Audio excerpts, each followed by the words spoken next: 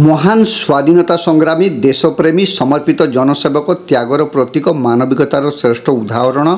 करुणार मूर्तिमंत अवतार दीनदुखी बंधु तथा समाज प्रतिष्ठाता पुण्यात्मा उत्कलमणि पंडित गोपबंधु दास 96तम श्राद्ध उत्सव श्रद्धा और भक्तिर सह बालेश्वर पालित हो जाइछि। एने समाज बालेश्वर शाखा पक्षर प्रातः काल स्थानीय हरगंगा पोखरी तुठरे तीर्थतर्पण करा जाइथिला। पर गोपबंधु पार्क उत्कलमणि प्रतिमूर्ति में सामूहिक माल्यार्पण और पुण्यात्मा जीवनादर्शा को नहीं स्मृति सभा अनुष्ठित होता। मुख्य अतिथि भाव बालेश्वर सांसद प्रताप चंद्र षडंगी माल्यार्पण सह मानववादर श्रेष्ठ निदर्शन उत्कलमणि गोपबंधु प्रेरणादायी व्यक्तित्व अनंत काल समस्त को प्रेरणा दे चली से कही निज वक्तव्य कही अति मानव स्तर को जाई मध्य से मातृभाषार समृद्धि और मातृभूमिर विकास कथा केबे भूली नथिले।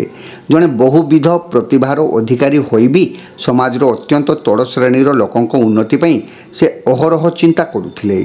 तांकर देशप्रेम कर्म प्रवणता समर्पण भाव तांकु अविस्मरणीय करी रखिछि। ओडिशार अस्मिता ओडियाक स्वाभिमान और गौरवर प्रतीक हेउछंती उत्कलमणि। मानवतार सर्वश्रेष्ठ बन्ही शिखा भाव उत्कल माटी को गोपबंधु दास सबुबड़े आलोकित कर चली सांसद श्री षडंगी मत प्रकाश करते। पूर्वतन सांसद रवींद्र कुमार जेना, सदर विधायक मानस कुमार दत्त,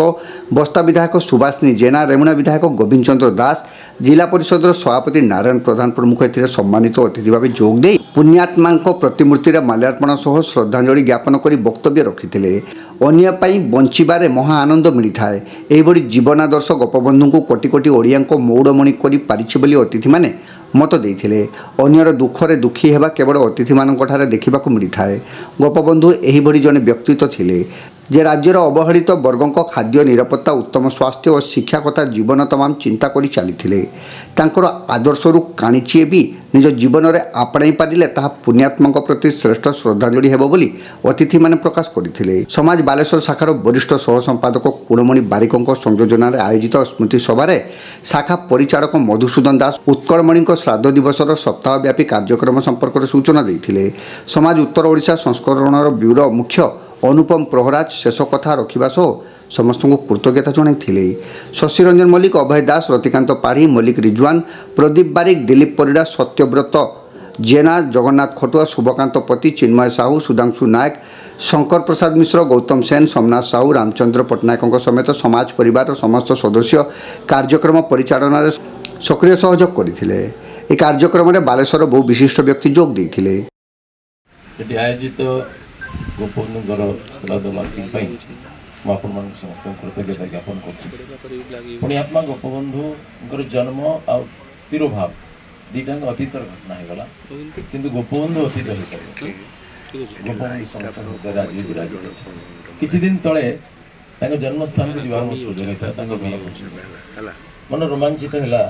जे छोटिया माटी घरे एपर जन व्यक्तित्व आविर्भाव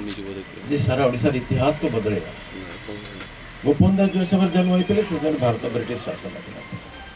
ब्रिटिश सरकार का अत्याचार संस्कृत बन्या बात्या नंक दुर्भिक्ष कौन सरकार तत्पर नथिले। चाटुकार मान कथार प्रलुब्ध होकर प्रभावित होकर सरकार पूरा अवहेला कर परवर्ती समय रेवेन्सा कमिशनर बड़ा पश्चाताप कले। गोपबंधु दास यही समय लोकंर आज तो सरकार हेलिकप्टर 15 मिनट खाद्य पुड़िया पहुंचे पारे किंतु से समय किसी ना देशी डंगारे मागिक चाउल चढ़ा जाते लोक भरोसा कहीं भरोसा था दासे आपने आसवे गोपबंधु जाते गोटे घटना घटला दुई प्रकार रेसन था गोटे लोक वितरण पर गोटे भलेंटियर मान खावा भलेंटियर मान खावा चाउलटा सर चाउल डाली सर टेलीग्राम गला कटक आसो 3 दिन लगे गोपबंधु चूड़ा चाउल बाटिक आसवे लोक सुख दुख बुझी आसवे 3टा 4टा 5टा बेले पहुँची गोटे टापू उपर खाईदेवे बोले पुणी चलने राति कर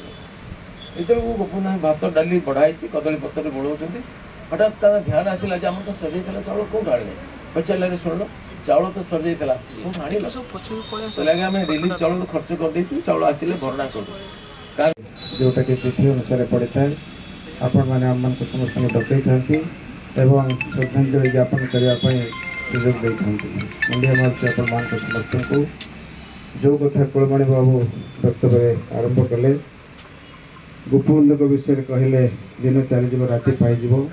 से विषय को समय भाव आम जापर ना गोटे छोटिया उदाहरण देवी जो कथा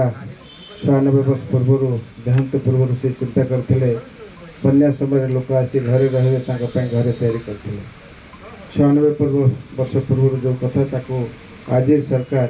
साइक्लोन सेंटर तैयारी करने चिंता कर चिंतन गोटे छोटिया उदाहरण आसतु प्रति यही हम असल श्रद्धांजलि जो थे कि आम चलापथ को कम से कम किंचित मात्रा भी जब अनुकरण कर ओडिया जातिर ऐतिह्य परंपरा स्वाभिमान एवं गोपबंधु प्रति सबुठ बड़ से श्रद्धा आमको पंडित गोपबंधु दास बुझे मार्ग देखते तेणु मुझे भावुची आज कौन वक्तव्य अवकाश नहीं आज आमको संकल्पर अवकाश अच्छी तांकर कथारे तांकर मार्गरे आमे समस्ते मंत्री थवा से जो रास्ता आमको देखते समाज पाई निज जीवन को उत्सर्गित करने राष्ट्र पाई जीवन को उत्सर्गित करने आसतु समस्ते आज से संकल्प नवा पुणी थे ये समाज पक्षर तांकर श्राद्धवार्षिकी पालन कर परिवार को समाज परिवार को अनेक अनेक आंतरिक धन्यवाद कृतज्ञता ज्ञापन करुच्ची। समाज को भल पाई आम परिवार सहित आपण मैंने जोड़िकी रही से जोड़िकी रुहतु आपण को धन्यवाद समाज तरफ धन्यवाद देवी आपणकर आशीर्वाद शुभेच्छा ये आम प्रति थाऊ मु विशेष किसी कह